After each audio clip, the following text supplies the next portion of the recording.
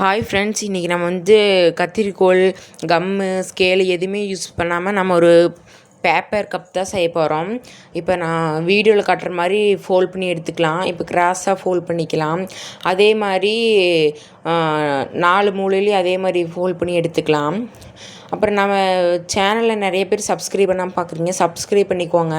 அப்புறம் அதே மாதிரி நீங்கள் ஒரு கமெண்ட் பண்ணுங்கள், எந்த மாதிரி கிராஃப்ட் பண்ணுறதுன்னு ஒரு ஐடியா கொடுங்க. நீங்கள் சொல்கிற மாதிரி நான் செய்கிறேன், கமெண்ட் பண்ணுங்கள்.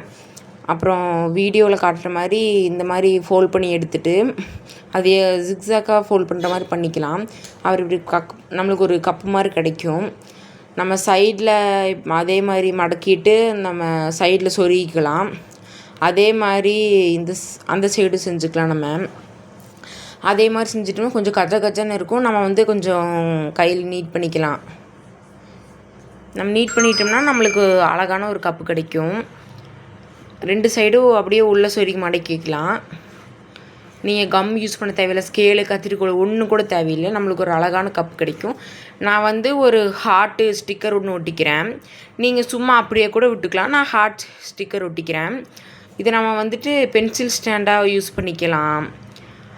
இல்லாட்டி நம்ம ஒரு ஃப்ளவர் வாஸாக கூட யூஸ் பண்ணிக்கலாம். அவ்வளோ அழகாக இருக்கும். தேங்க்யூ.